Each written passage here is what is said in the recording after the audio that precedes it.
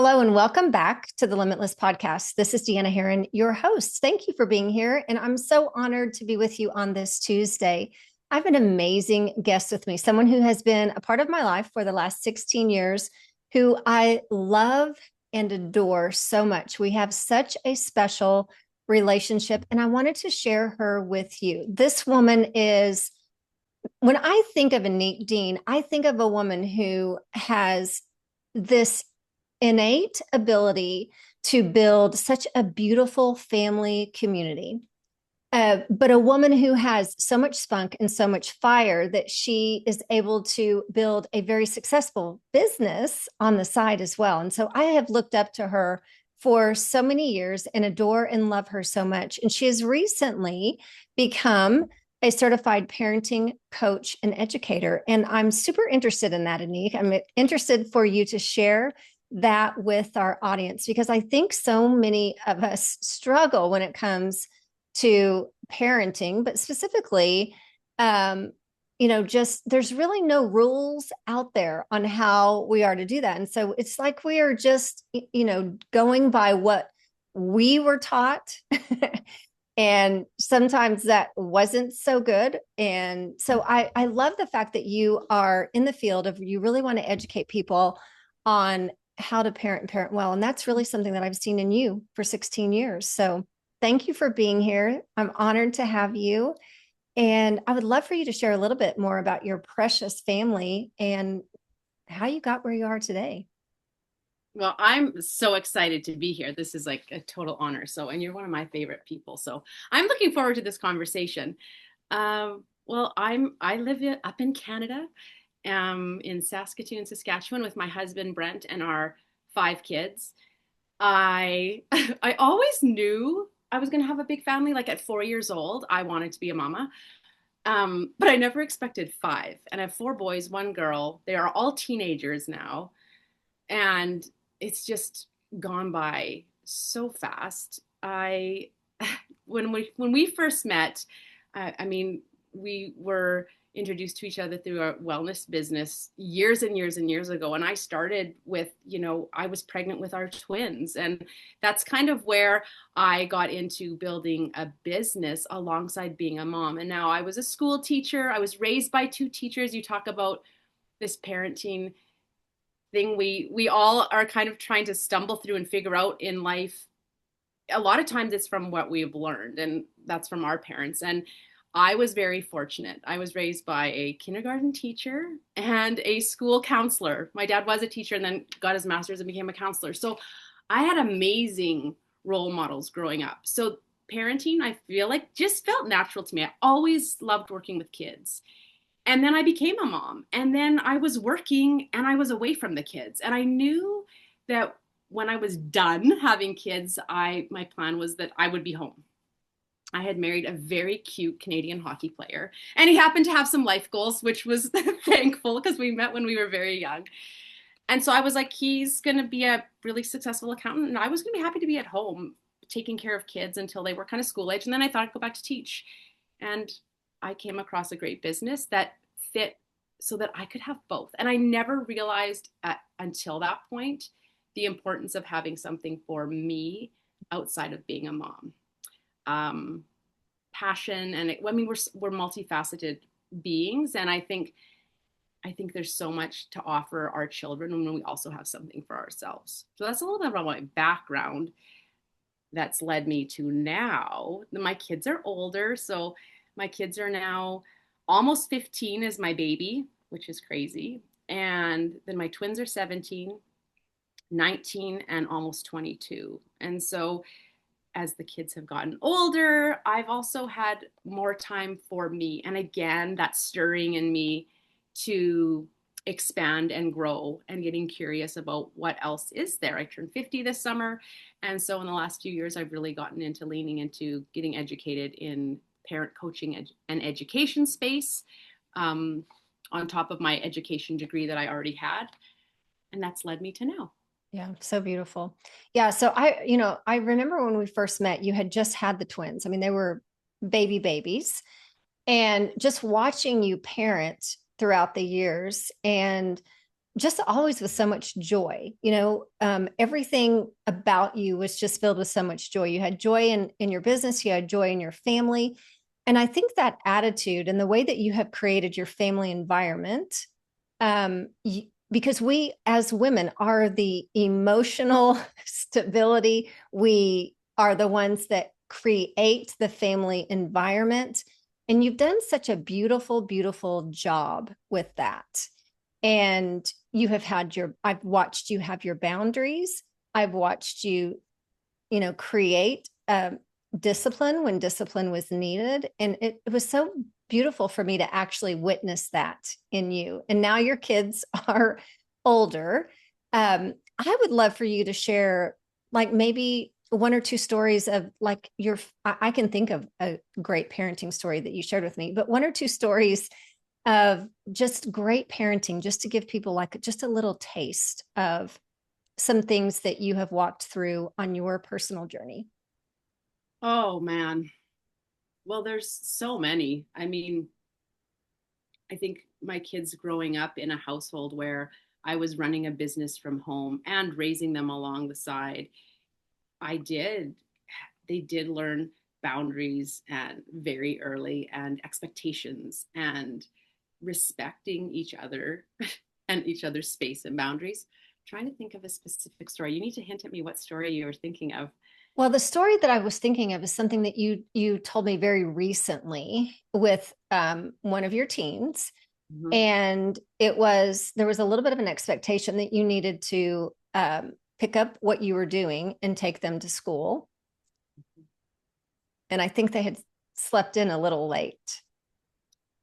Okay, I'm trying. I can't remember the story. I've had like it's constant. There's so many stories over the years and over the days. Um, So one but of the things, yeah, one of the things in particular about this story was um, there was an expectation that you had to drop whatever it is that you were doing and take them to school, which was, 5 or 10 minutes away. It wasn't very far. And, because they chose to sleep in, it ran into your time. And what was amazing to me is, me as a mom and looking at a lot of the moms out there, I think, we would have like been frustrated because we're not using our voice, setting our own boundaries, and we pick up, take the kid to school, come back, and then we're mad all day because we didn't honor our own boundary. But what you did in that moment is like, you can walk. Like at school, it's right there. You can walk. Are you yeah, recalling this and story? and and that's also, I think, learning how to respond and not react, Right. and which is a skill. I mean, we didn't know what the word regulating your nervous system was a few years ago. And so we have to do that as parents, which sets the tone because Mm-hmm. we have a fully developed prefrontal cortex. And I say our job as parents is to be that for Yes. our kids. That is not fully developed till they're 25. And so that is us regulating ourselves first and understanding and it's different for everyone, what works for me. And we need to have things that can work quick we need to be able to switch that when we're getting really triggered and knowing what those triggers are. So I'm on the phone with you, we're chatting, and yeah, I can remember it now, walks in and is like, "Mom, I'm going to be late. Like, can you just run me to school quick?" And my kids all know you well. So you're right. It's like, well, you can just call her back kind of thing. And I was like, I'm on the phone. You can walk. Like, we're walking distance from the school. And I think the other side of it is a lot of parents of especially teens are very worried about their teens liking them. Mm-hmm. There's a pressure to be liked and be the fun mom. And I'm like, that's about you. Right. That's not serving your child. Right. And they have So good, Annique. roles and Yes. responsibilities. And so our job is to create children who are competent and independent because they're going to grow and fly the nest, and they need to be able to handle those things on their own and to be resilient and to figure things out. When things get hard, it's so easy for us just to solve it for them. It's Right. so easy. It would have been so easy for me to say, you know what, I gotta go, Deanna, I'll just call you later, and run her to school, and she would have been happy. But I would have been, you're right, I would have then been resentful. Mm-hmm. And so instead, I held a boundary and she learned, you know, okay, I mom's not going to drop everything for me. And then she is learning how to be resourceful and figure out how to get herself to school. And if she doesn't want to walk, to find someone else to drive her, right, in the household. Yeah, but that was such a beautiful moment to witness because most of the time we have this innate something in us that's telling us this is my responsibility as a mom. And it's not setting that boundary and teaching that child that the responsibility. And I think that's the piece that a lot of times is missing in parenthood is this is your responsibility. This is not my responsibility. And just like you said, learning to respond instead of reacting. Yeah. And and then it's also giving your children the tools to regulate their own nervous systems, because that's different than a parent. So for us, it might be my kids are older now where I'm like, I just actually need to leave the situation for 2 minutes and go to my room where it's quiet and take 5 deep breaths. Or maybe I need to go for a walk, or I need to get my feet out into the grass, or I'm in the car with them. So it's even just turning the channel and listening to some music. For kids, it's different. Teens can utilize the same tools, but with littler kids, like even when they're getting really worked up, like getting them outside into nature, into fresh air, giving them Play-Doh, something tactile to like work with and play with, Lego. That is helping them learn how to regulate their nervous system. And when they can do that, we're teaching them how to respond, because they are going to react, right? And so as they age, we're slowly teaching them and we're scaffolding these skills as life goes on. So when you talk about, let's break this down just a little bit. When you talk about teaching children to regulate their nervous system, mm-hmm. for someone who doesn't know what that looks like, what does that look like when a child has a dysregulated nervous system? So it could be, a lot of times it's in transition times. It could be at bedtime. It could be in the morning. It could be trying to get out this door to school, stressful times.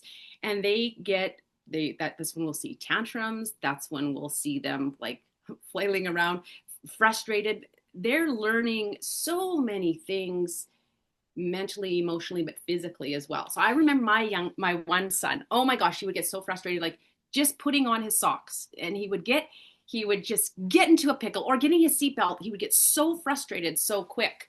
And then it would frustrate me. Right. It would trigger me, because I'm like, oh my gosh, we got to go. We're trying to run out the door. So that's me then taking a really deep breath and being like, I'm the parent here. I need to get myself together, and then I need to help him. And so it depends on the child and it depends on the situation. There's so many different, but it's helping them just calm their center and getting that vagus nerve. You can teach kids how to breathe when they're having a temper tantrum. Little kids, like, take a deep breath, like just by giving them the cue, count to 10. And this particular son knows that, like, let's count backwards, because he would get really, out of all my kids, was the most to get kind of rattled and get himself very frustrated. Some kids, it was like, do you need to go and have some quiet time and read a book? Settle yourself down. Mm-hmm. And so we use these words. We don't say to them, it's time for you to regulate your nervous system. Right. We say to them, let's take some, and maybe it's holding their hands. They might not want that. If they want that, though, you can even like rub your hands down their arms and grab their hands and say, let's take 3 deep breaths together. Ready? That's awesome. You do that with them. Yeah, you do that with them. And you can see their energy, but your energy. And when your energy shifts, your child's energy shifts. Yes. There's a lot of mimicking and mirroring with energy as a parent, and with young children, and with teens too. Yes, I love that so much. And it's this is so good, because I think as a parent, and maybe I'm off here, but just looking at my journey as a parent, my central nervous system was dysregulated. I was under constant stress of working a more than full-time job, raising kids, a husband that traveled. And so I was on my last nerve at all times. And when in a situation where you can't get your seatbelt fastened and you can't get your shoes, and we're in a hurry because mom's got to go to work, my reaction made the whole situation different.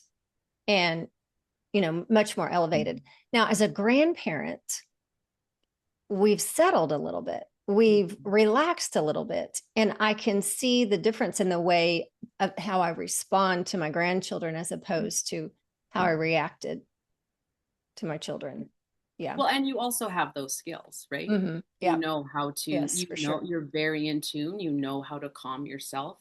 And as a grandparent, I mean, I'm not a grandparent yet, but you're with them. It's also limited time and it's Mm-hmm. right. And when you're a parent in the middle of, raising a family, holding the house together, trying to drink all your water, get to the gym, make sure dinner is cooked, you have groceries, all of the things, it's a lot. And so there's not a lot of moments for just us. And that is so key for young parents. And we do have more time, I feel like, to ourselves as the kids get older because they need us less. But it's so important as a young mom, I wish I knew how important it was to just take some time for myself. And I remember my mom when I had my very first baby saying, you need to just go for a walk around the block without the baby all by yourself, even if it's just 10, 15 minutes, and get outside in the fresh air, deep breaths. And right with a 1 day old baby, thankfully I had an amazing and still have an amazing, supportive, and fully, present husband and father to my kids that I could do that. But that can fill your cup so much because Mm-hmm. a newborn can pick up on your energy like a toddler can pick Oh, up on for your energy, sure. like a teenager can pick up your energy. So, For sure.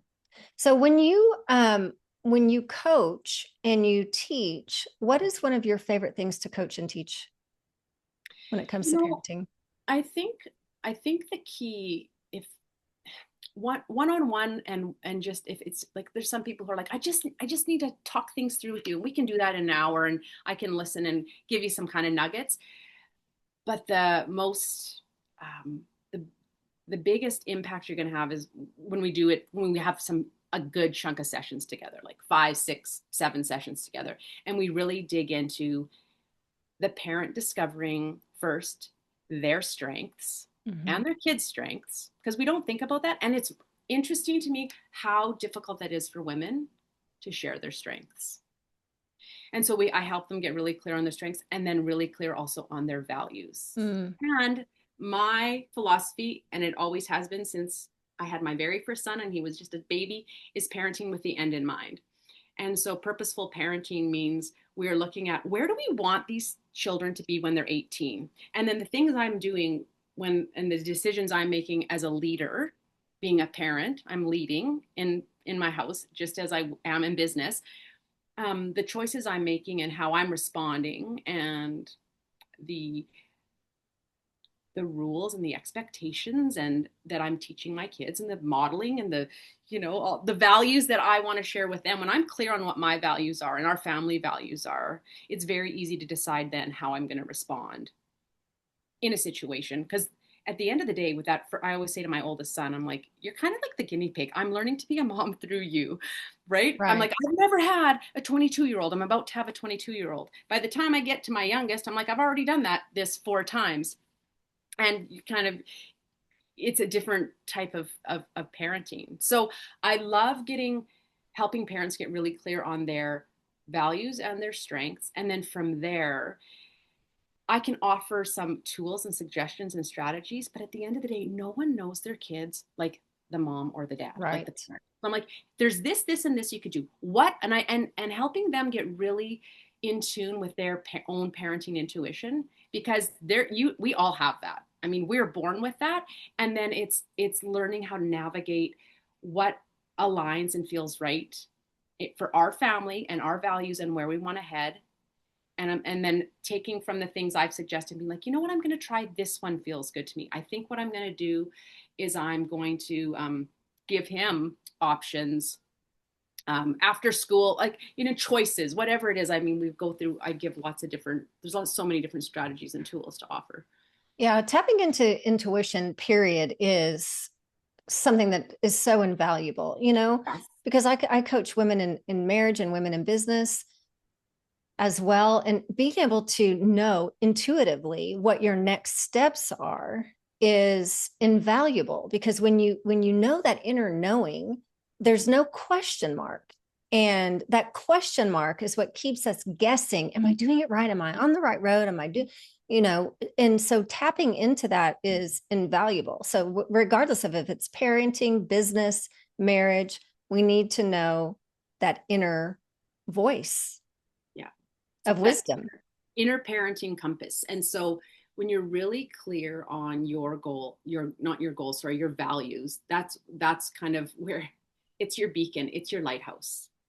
And so when you have a child that, say, um, maybe having children that are really kind and polite is a value to you. Mm-hmm. You think of your 18-year-old and you want them to be that person who's gonna hold the door open and gonna say please and thank you. And well, then that's something that you're gonna teach them from infancy.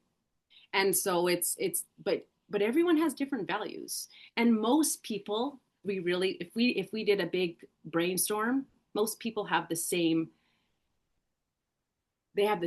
key qualities that they want in their children. Mm-hmm. They want kind children. They want children that are competent, that are confident, that have a strong self-worth, that treat others well, that stick to integrity. Some people, it's more like having a really strong family core is more important. Some people, academics and athletics. But at the end of the day, there's no wrong answer. It's finding out and getting clear what your values are. And then it kind of helps you just guide and lead your way through parenting with a lot more ease. So are And you that's looking for values in parenting or values in the person? values in the person. Values in the person. Okay. Who do you want to be? Yeah. What kind of adults do you want to push out into the world? Okay. Yeah. Amazing. So when you said you start with the end in mind, can you give us an example of how, what was your end in mind with your children? Like, what did you really want? Yeah, and I think the See in them? automatic answer is people are like, I want them to be happy, right? But I'm like deeper than that. Mm-hmm. Health is a real big value in our family, and it's coming up with those values together as a couple. If you have that partner, health, because to me, without health, we have nothing. And so my kids saw my husband and I, they've seen us being active their entire lives. So now we have active kids. They see really clean nutrition. They see, they see me limiting, they don't see me drinking a lot of alcohol. We don't smoke or vape. Like, so we're modeling for our kids that value of health. So they're going to make healthier choices naturally as they grow into adulthood. Another one would be kindness, Yes. right?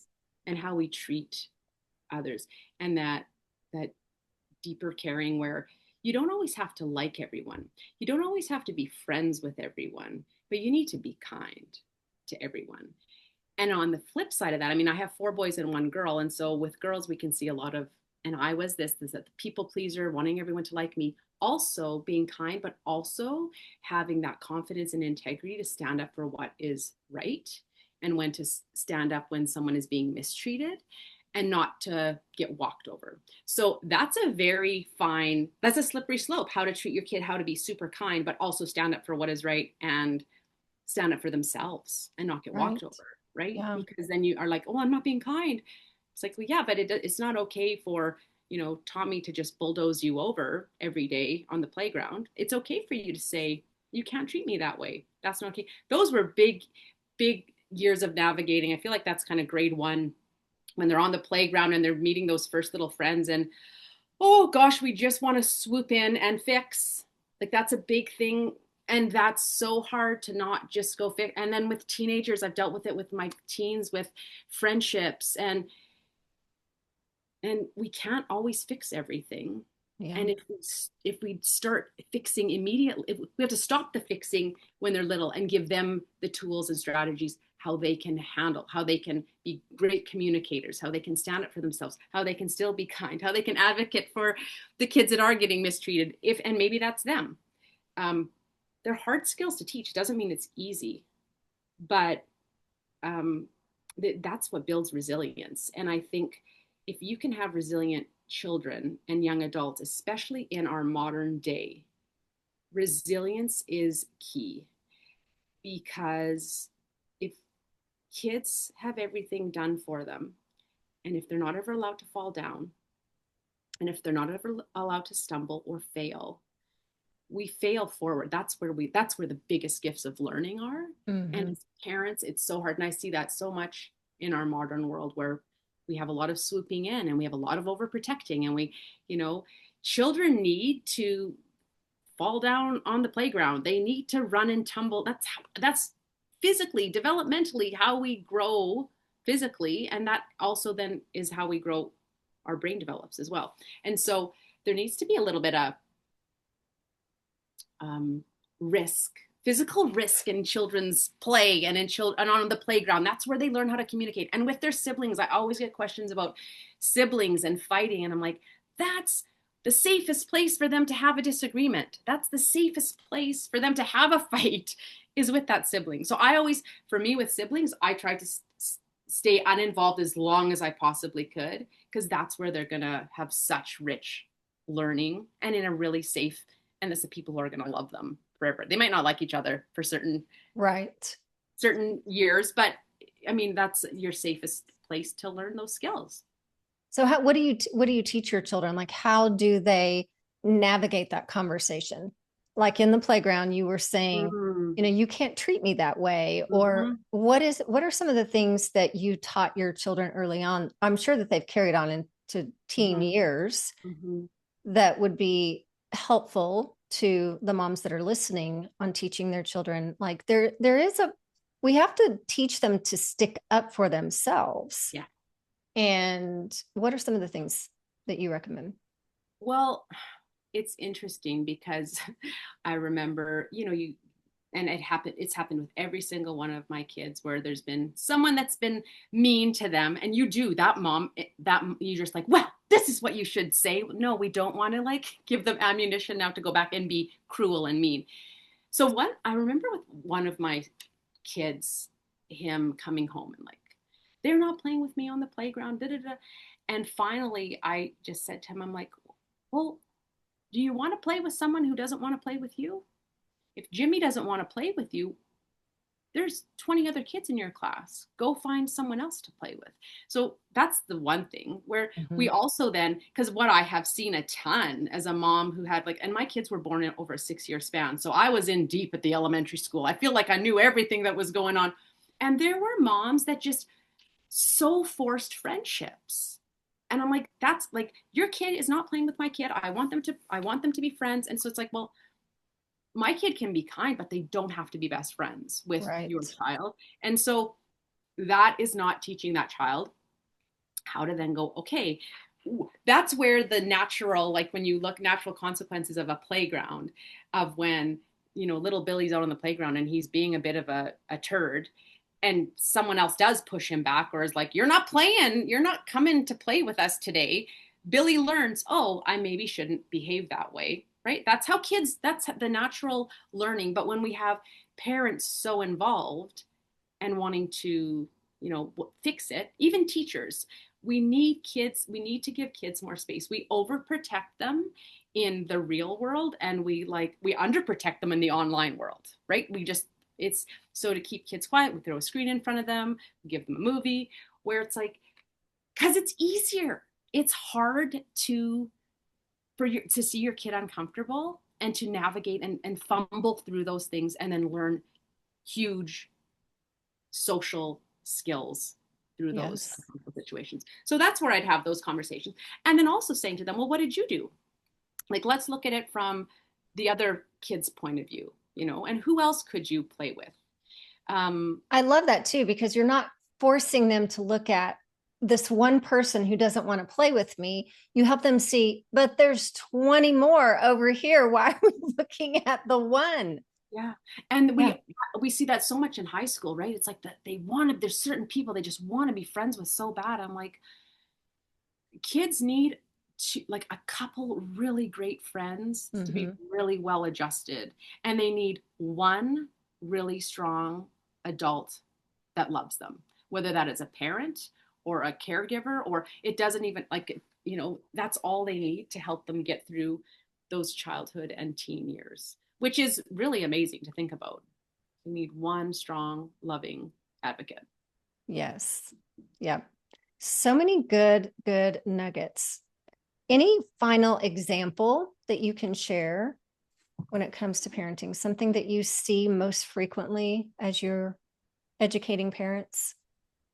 Well, something that comes up lots, which I just kind of touched on a teeny bit, is screens, which you and I didn't deal with when we were kids, and just um, it's man, if you can put off getting your kids on screens and Mm-hmm. giving them phones as long as possible.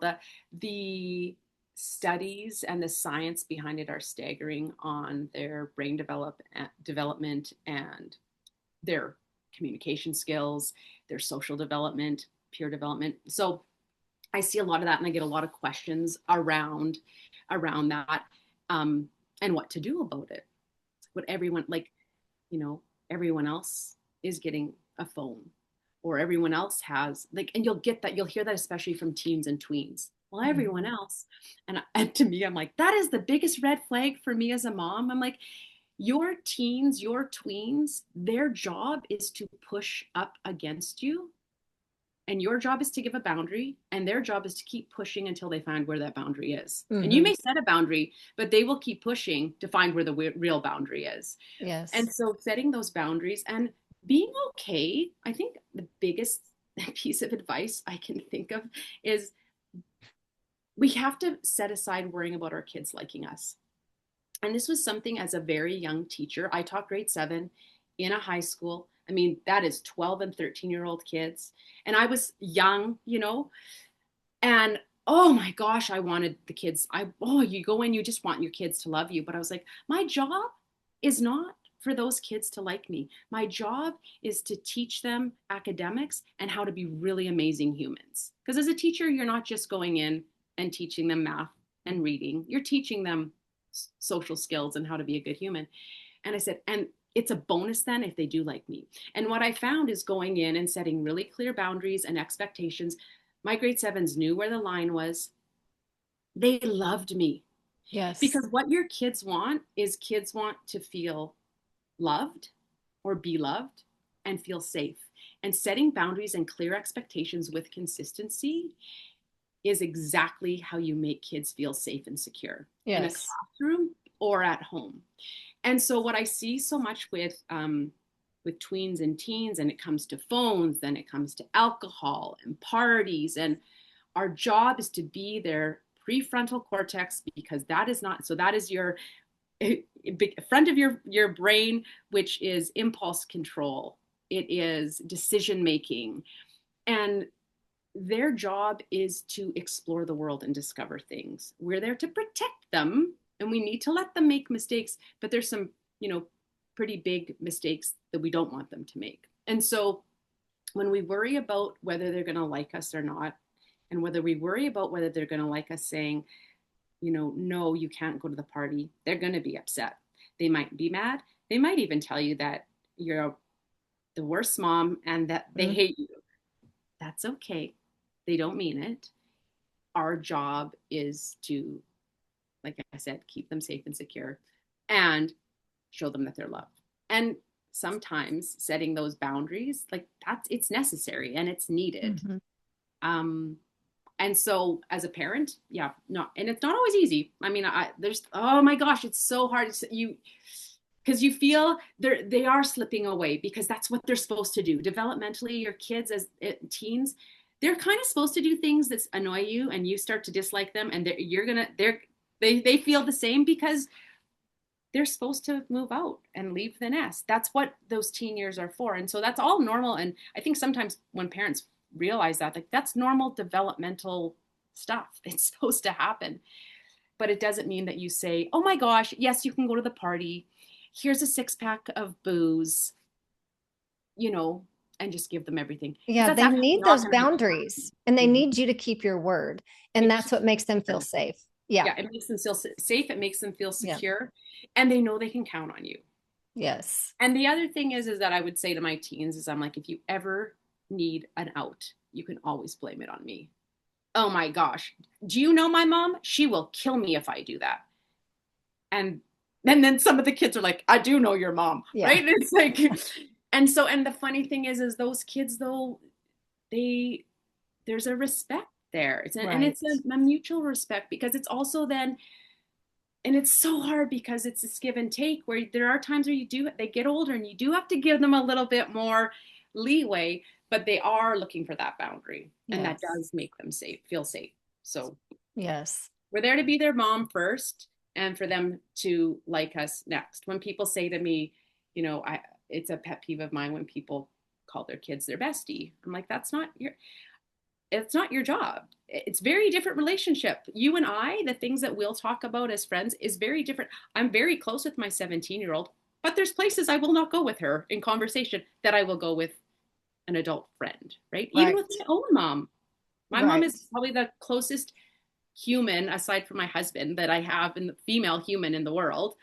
But there's still places I don't go with her. It's my mom. Right. Yeah. Yeah. Yeah. I love that. Well, this has been so amazing. And I want to just put a little disclaimer for those of you who are on the tween side and maybe even a little later with your kids. This conversation is a conversation for us learning and growing and evolving.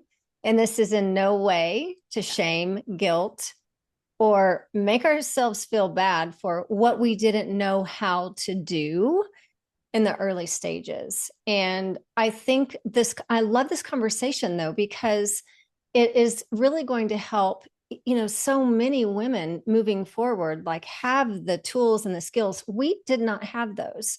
And you and I have talked about my husband and I, we took a, a child class, like how to raise your children. And we both look back at it and go, I would not do that again. I just wouldn't do it that way again. And I think we were so desperate just to have some tools because neither one of us wanted to repeat what happened in our family of origin.